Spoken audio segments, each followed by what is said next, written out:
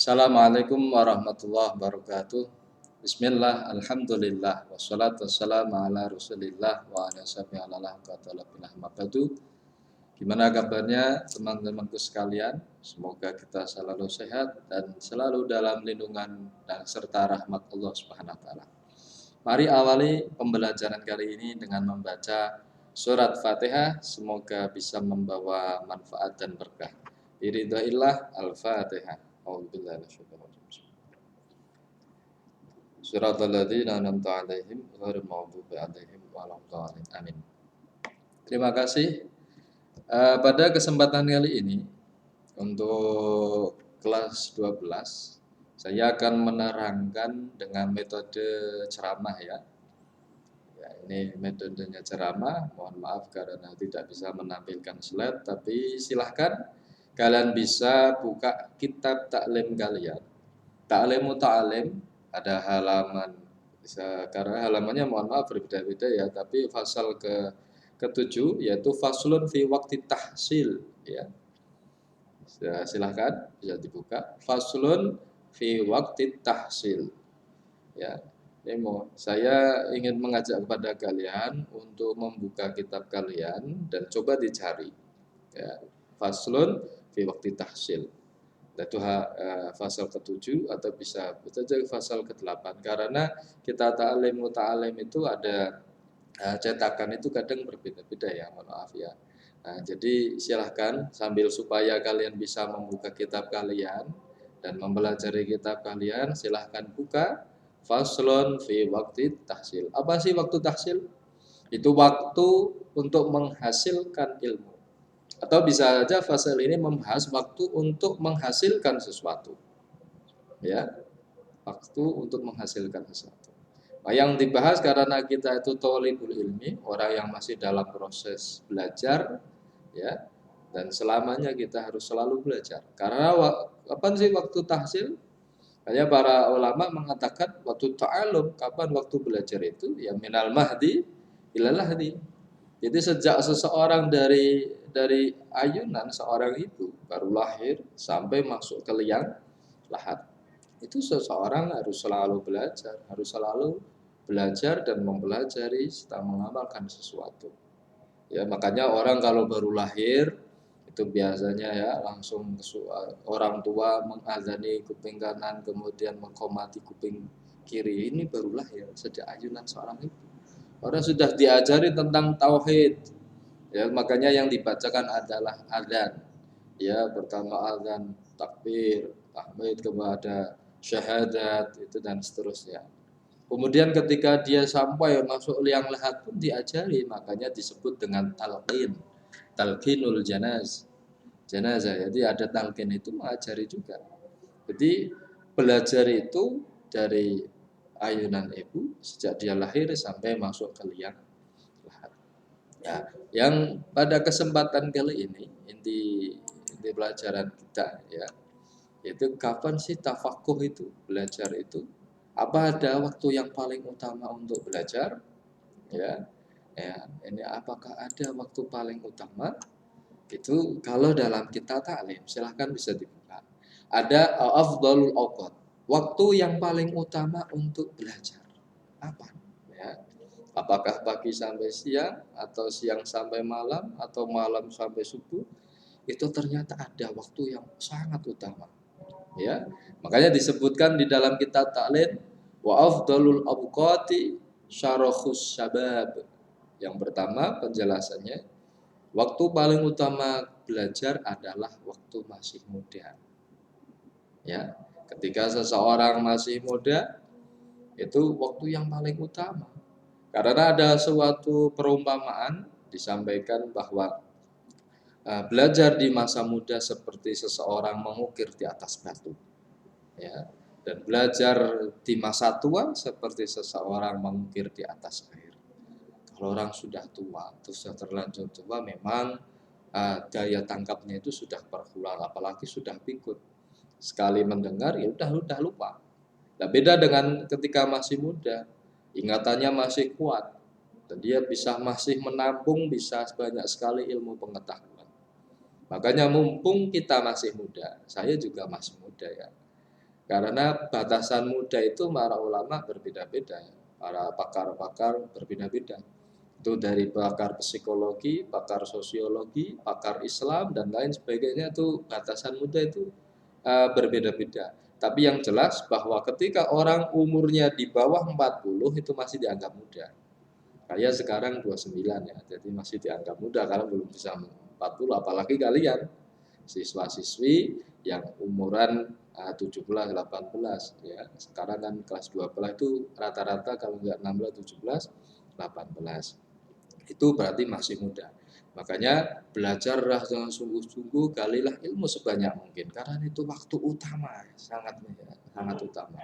Apakah orang tua itu nggak belajar? Ya harus tetap belajar walaupun daya tangkapnya jelas sudah berbeda. Kemudian waktu yang utama lagi apa? Waktu sahur. Ini banyak orang yang nggak tahu ya. Kalau orang tidak belajar kita taklim, orang nggak tahu kalau ternyata waktu sahur itu waktu yang sangat utama. Mengapa kok waktu sahur? Karena biasanya keadaan waktu sahur itu masih hening ya. Jadi kadang pikiran masih kosong, masih fresh ya. Orang bangun tidur ya waktu sahur itu dia tidak memikirkan apa-apa kecuali apa waktu dia belajar ya. Karena pikirannya masih kosong waktu sahur itu dan biasanya keadaan hening. Orang kalau belajar dari keadaan ini itu lebih mudah dan dia lebih bisa fokus dalam pembelajaran itu. Nah, makanya ini jarang orang yang tahu. Nah, makanya waktu sahur disempatkan untuk membaca. Walaupun cuma melihat, karena salah satu cara seseorang belajar adalah pertama adalah melihat. Ya, melihat dulu, baru mengamati, mempelajari, dan memahami, dan seterusnya. Jadi minimal ketika waktu sahur, ketika kalian terbangun, coba buka buku kalian. Sempatkan waktu untuk belajar. Ya, entah itu belajar apapun, karena belajar bisa apa saja, termasuk belajar hal-hal yang berkaitan dengan agama. Ya, belajar waktu yang sangat utama sekali. Makanya zikir pun juga sangat utama di waktu itu. Nah, salah satu bentuk zikir adalah belajar. Karena belajar itu juga termasuk zikir. Jadi zikir itu nggak harus kalian membaca subhanallah, alhamdulillah, Allahu akbar dan lain sebagainya. Tapi dengan kalian membaca kitab, membaca buku-buku kalian, ya, hal-hal yang berkaitan dengan agama atau berkaitan dengan umum yang ada kaitan dengan ilmu, itu juga termasuk zikir. Ya, karena kita apalagi yang berkaitan dengan agama, kita mengingat Allah, bagaimana mempelajari tentang Allah Subhanahu wa taala, tentang syariat, ajaran Allah Subhanahu wa taala. Ini juga penting untuk dipelajari. Makanya ketika waktu sahur sempatkan waktu walaupun sebentar, ya, waktu pun sebentar. Itu waktu yang sangat utama. Selanjutnya apa? Ma bainal isya'in. Silakan di dalam kitab itu, di dalam kitab Ta'lim Muta'alim diterangkan yaitu ma bainal isya'in. Waktu yang sangat utama yaitu antara maghrib dan isya. Itu sangat utama dalam untuk belajar. Karena apa biasanya kalau waktu-waktu tersebut ini pikiran juga masih fresh ya. Ya. Makanya ya, biasanya orang yang jamaah sholat maghrib dengan jamaah asar dengan isya dan lain sebagainya itu lebih banyak maghrib. Waktu santai, waktu peralihan antara siang dan malam itu waktu maghrib. Ma bainal isya, antara maghrib dan isya. Makanya jangan sampai antara maghrib isya kalian gunakan waktu itu percuma, terbuang percuma nonton TV dan lain-lain. Jangan. Sempatkan waktu untuk belajar, sempatkan waktu untuk mengaji atau mengkaji kitab-kitab atau yang berkaitan, atau minimal kalau nggak bisa mempelajari, kalian baca Quran pada waktu itu sangat utama antara maghrib sampai isya. Ya, makanya di madrasah atau di pesantren atau di majelis-majelis itu antara maghrib dan isya dimanfaatkan untuk mengkaji kitab-kitab turos, ya, kitab-kitab Islam, atau kalian belajar, manfaatkan itu dengan sebaik mungkin karena waktu itu sangat utama sekali untuk belajar dan mudah untuk akal kita menangkap pelajaran. Kalau nggak percaya silahkan bisa dipraktekkan. Dan alhamdulillah sejak dulu saya mempraktekkan. Setelah saya tahu, setelah mempelajari kitab Ta'limul Muta'alim, saya praktekkan dulu ketika masih di ma'had, di pondok pesantren. Dulu saya atau kalau waktu sahur saya sempatkan untuk belajar. Ya kalau malam-malam bangun itu saya sempatkan untuk belajar. Kemudian antara maghrib dan isya saya sempatkan untuk ikut pengajian, kajian-kajian hal-hal yang berkaitan dengan ilmu pengetahuan. Karena itu waktu yang sangat utama sekali. Dan waktu masih muda, jangan lewatkan kesempatan itu. Makanya para ulama zaman dulu itu bagaimana caranya untuk semangat belajar, ya. Entah itu dengan dia mengkaji sesuatu, mengkaji Islam, atau dengan usaha-usaha supaya dia bisa tetap terjaga untuk bisa mempelajari. Makanya salah satu caranya ada yang melalui kopi ya, supaya matanya itu bisa tetap terjaga, tetap bisa melek ya, bisa matanya bisa fokus itu kadang memakai kopi. Atau kalau ulama dulu seperti Syekh Muhammad bin Hasan, itu beliau ketika malam hari itu selalu di sampingnya ketika beliau belajar, di sampingnya itu menyediakan air beliau. Ya, supaya ketika beliau ngantuk, beliau ambil air itu kemudian diusapkan ke wajahnya. Nanti akan terbangun lagi. Kalau ngantuk lagi, ambil air lagi diusapkan. Atau bisa dengan cara wudhu. Itu kalau ulama namanya Syekh Muhammad bin Hasan, dulu prakteknya beliau seperti itu. Ketika beliau ngantuk, beliau ngambil air, beliau diusapkan. Nah, belajar lagi, ngantuk lagi, ambil air lagi diusapkan. Jadi nggak ngantuk. Ya, ya ini cara. Atau bagaimanapun caranya supaya kita nggak ngantuk karena cara seseorang berbeda-beda. Kalau saya sendiri, saya ngopi biasanya.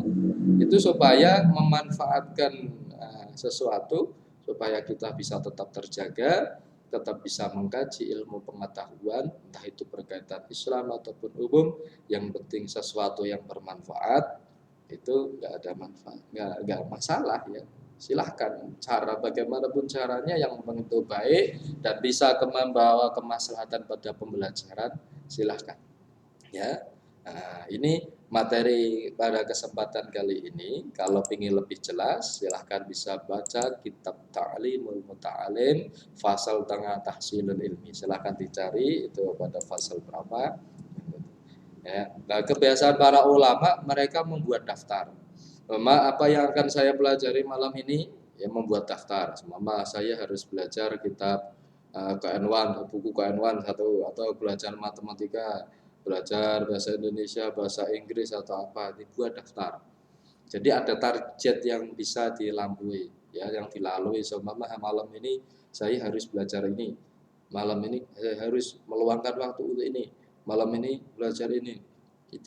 Ini kebiasaan para ulama itu membuat daftar. Jadi lebih tertata rapi seperti Syekh Hasan bin Ziyad ya, seorang ulama mufti, beliau selalu membuat daftar ya pembelajaran setiap malam untuk pribadinya dan juga untuk orang lain. Silahkan kalau kalian mau seperti ini silahkan, atau dengan cara yang lain, yang penting sempatkan waktu untuk belajar mumpung masih muda ya.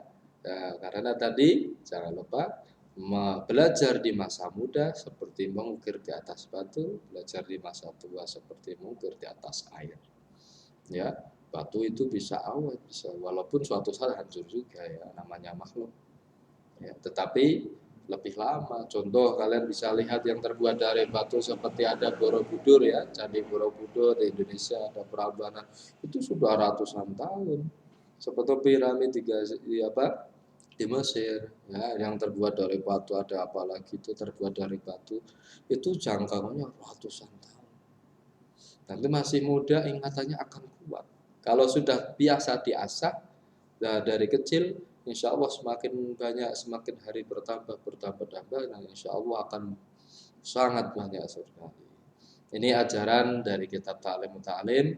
Semoga pada pertemuan kali ini bisa membawa manfaat dan tetap semangat untuk belajar. Jangan lupa selalu belajar dan berdoa, meminta pada Allah Subhanahu wa taala semoga apa yang kita pelajari bisa membawa manfaat dan berkah bagi kita semua.